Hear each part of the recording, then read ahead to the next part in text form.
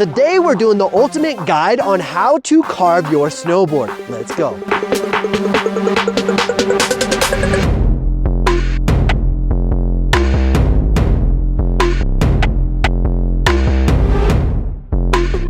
If you want to level up your snowboarding skills, carving is an absolute essential. Carving essentially means that you're able to be balanced on a definitive edge, leaving a pencil-thin line in the snow.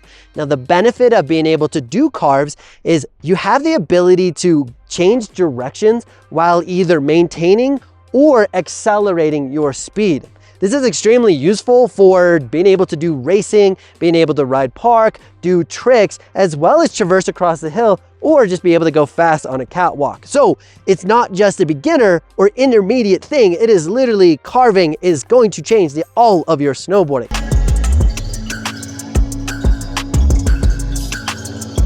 Tip number one, let's break down how to carve without moving. First, we're gonna be on our heel side edge. We're thinking about shifting our hips behind our heels, lifting up our toes, and we're trying to distribute our pressure evenly across the board. Notice that I'm able to be balanced. If I had too much weight on one foot, I would easily start to pivot and move. So we're trying to be able to just definitively balance on that edge. If you need a little bit more tilt, you can definitely think about lifting up your toes. Now let's go ahead and go to our toe side edge. Now I find toe side to be a little bit easier. Our goal is to keep our spine upright, hips forward, but we're pressuring our shins against the front of the boots equally. I want to be able to balance here. And as we do the next exercises, we're just trying to find this balanced position. And a quick word from our sponsor, which is my company called Benetek, and we have awesome tech hoodies that are waterproof, as well as these awesome goggles that come with 2 lenses and their magnetic frame. So if you're interested in supporting the channel and picking up amazing quality products, check out shopbenetek.com, and the next time you go ride, you're gonna look and feel amazing.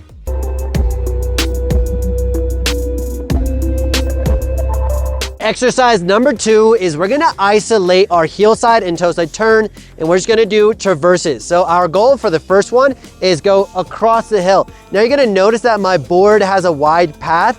This is not a carve. So let's go ahead and press our hips forward and get a nice slice in the snow. Also, notice how quick I accelerated away from my camera, dude. So I was able to accelerate really fast. So that's obviously a benefit, but when you do that, just know that you're gonna pick up a little bit of speed. In this situation, we're just gonna go to our dominant other direction. We're gonna go heel side.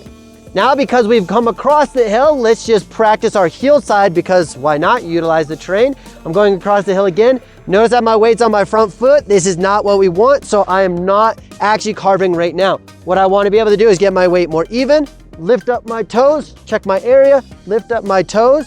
Notice I'm slicing the snow.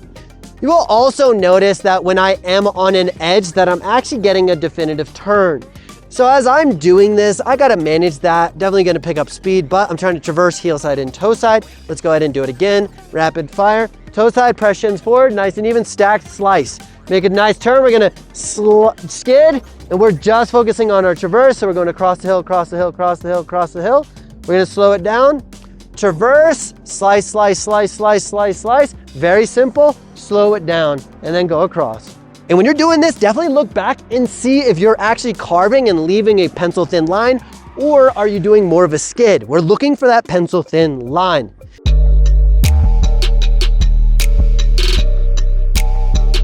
Now, step number 3 for being able to carve, let's find a little bit more flat of terrain, because we're gonna need to pick up some speed.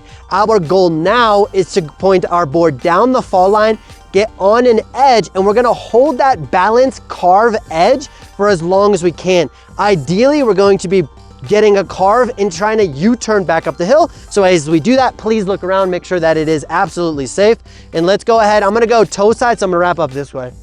So my goal, again, make sure it's clear, pick up a little bit of speed, weights even. Once I engage this edge, I'm gonna engage. Notice how I'm engaging, hold it, hold it, hold it, hold it, hold it, hold it, hold it. And then I eventually will come to a stop. Ideally, you don't have pow, but we did. You're gonna notice that I just trusted that body position and I just held onto it like I was a roller coaster on a track. I'm just holding it, enjoying the ride. If you get nervous at any point, you can break the tension, kick your back leg out or do knee steering so that you can slow it down. But our goal is to actually do a giant U-turn. Future Tommie here, who's editing this video, and I realized I did not press the record button when filming the heel side option of this. So I definitely recommend doing a heel side U-turn while lifting up your toes and definitively feeling that carve edge as you go across the hill and back up.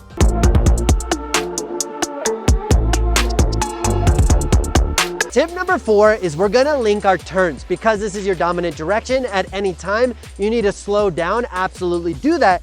But our goal is to be able to point our board down the fall line, and instead of going all the way back uphill, we're simply going to go into our next turn, just like this. Drop it in, we're gonna go heel side first just to get over here, so we have a little bit more space. I'm gonna lock into heel side edge. Now I'm gonna transition, go toe side, stay toe side, toe side, toe side. Now go heel side, heel side. Notice that I'm just getting on this edge. I'm leaning and trusting this turn. Now you're gonna notice there that I was just simply going from edge to edge. As I was in that turn, I was being confident, comfortable, and sticking to the true body positions that we worked on earlier. So the segue should be pretty comfortable. But what is really scary / uncomfortable is the fact that you're starting to mob really fast. You're accelerating. So again, at any point, you can definitely slow it down, and I'm gonna show you exactly how to do it right now. So I'm gonna go heel side edge, and then I'm locked in, and I can just do a nice little knee steer, slow it down. I'm gonna go toe side, lock it in, knee steer if I need to, but our goal is to be able to actually go link the turn, turn, turn, turn. Next one, lean in, turn. Notice that my body position's tall. Next one, strong, strong, strong, and come to a stop. And you're gonna notice that my body positions are very comfortable, but I'm not hunched over, I'm not trying to bend down, I'm staying nice in an athletic position, but I'm in a strong position. One of the biggest key things about carving is trusting that your edge is gonna lock in the snow and that you can control that. That's gonna come with time and experience, but that's the goal.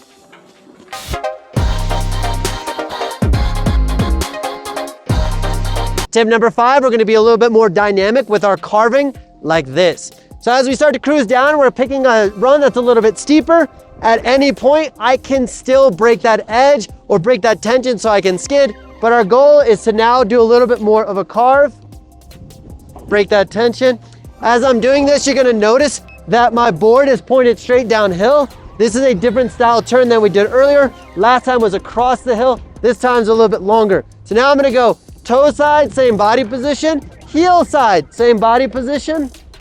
Toe side, heel side.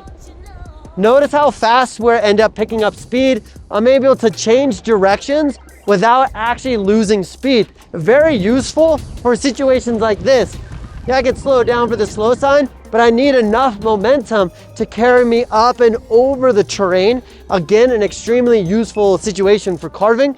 I'm gonna go heel side again, carving, heel side, looking out for people, getting nice carves. As we get more comfortable doing that, we can start becoming more dynamic. So step number 6 is pull your pants up, get your belly button a little lower, and let's start sinking into our turns. So I'm gonna go heel side, sink down, and then I'm gonna stand up, and then sink down, stand up, sink down, stand up, sink down, and stand up. What's nice about this is I'm gonna get a lot more power out of my turns. It's gonna be a lot more fun. Plus I'm gonna be able to have a lot more control so I can be that agile snowboarder.